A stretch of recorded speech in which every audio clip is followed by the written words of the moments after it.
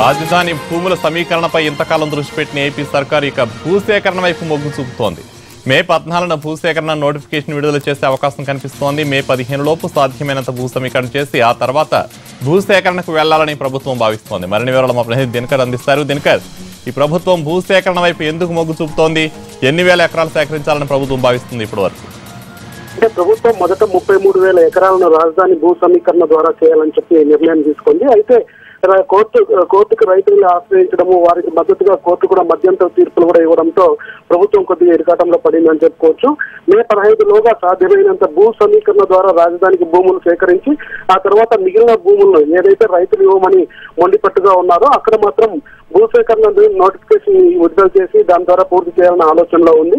అయితే ఇప్పటి వరకు ప్రభుత్వం చాలా మద్దతుగా ఉంది. ఎవరైతే రైతులు ముందుకు వస్తారో వాళ్ళకి భూ సమీకరణ ద్వారా అనేక లాభాలు కలిగించేలా చేస్తామని పదే ప్రకటిస్తుంది. అయినా కానీ రైతులు వెనక్కి వెళ్తున్నారు. ఇప్పటి వరకు ప్రభుత్వం 10,700 ఎకరాల రైతులతో దాదాపు ఒప్పందం చేసుకుంది. అగ్రిమెంట్లు కూడా పూర్తి చేసుకుని వారికి కౌలు చెక్కులు కూడా పంపిణీ చేయడం జరిగింది. అయితే భూసేకరణ చట్టం ద్వారా చేయాలని కూడా నిర్ణయం తీసుకున్నట్టుంది. దీనికి సంబంధించి కూడా అధికారికంగా ప్రకటన కూడా వచ్చే అవకాశం ఉంది. రాయపూడి, ఉండవల్లి, పెనుమాక, బేతంపూడి, మిడమర్రు గ్రామాలలో భూసేకరణ చేసే ఛాన్స్ కూడా ఉన్నట్టు కూడా మనకు సమాచారం ఉంది.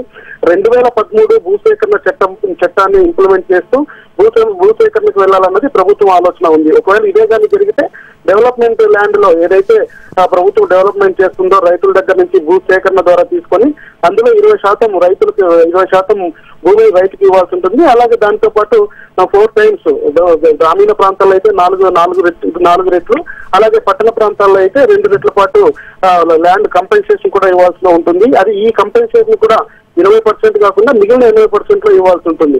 అయితే ప్రభుత్వం మాత్రం 2013 భూసేకరణ చట్టం ఇంకా అమెండ్మెంట్ చేసింది కేంద్ర ప్రభుత్వం. దీనికి రాష్ట్ర పార్లమెంట్ లో కూడా ఆమోదం పొందకపోవడం మూలంగా గతంలో ఏదైతే చట్టం ఉందో ఆ చట్టం ద్వారా అమలు చేయాలన్న ఆలోచనలో ఉంది. అయితే ఒకవేళ ఈ ప్రకారం వెళ్తే మల్టీ క్రాప్ ల్యాండ్ ఏదైతే జరీబు భూములు రైతులు ఉన్నటువంటి వాళ్ళ భూములు ఉన్నాయి కదా, ఆ మల్టీ క్రాప్ ల్యాండ్స్ కూడా భారీగా తీసుకోకూడదని చెప్పడం జరిగింది. అలాగే 2013 యాక్ట్ ప్రకారం వెళ్తే 70% జనం ఆమోదం ఉంటేనే ల్యాండ్ అక్విజిషన్ చట్టం ప్రకారం వెళ్లాలన్నది కూడా ఆ చట్టంలో పేర్కొనడం జరిగింది. సో ఒకవేళ ఇది కూడా స్పష్టంగా ప్రభుత్వం మే 14వ తారీఖున నోటిఫికేషన్ విడుదల చేసి ల్యాండ్ అక్విజిషన్ ద్వారా భూములు సేకరించాలని నిర్ణయం తీసుకుంటే దీన్ని కూడా ఛాలెంజ్ చేస్తూ కోర్టుకు వెళ్ళడానికి కొంతమంది రైతులు సిద్ధమవుతున్నారు. ప్రజా సంఘాలు కానీ అలాగే స్వచ్ఛంద సంస్థలు కూడా రైతులకు మద్దతుగా భూసేకరణ చట్టాన్ని వ్యతిరేకించేందుకు సిద్ధంగా ఉన్నాయని మాత్రం తెలుస్తుంది. Kalyan, thank you Dinakar.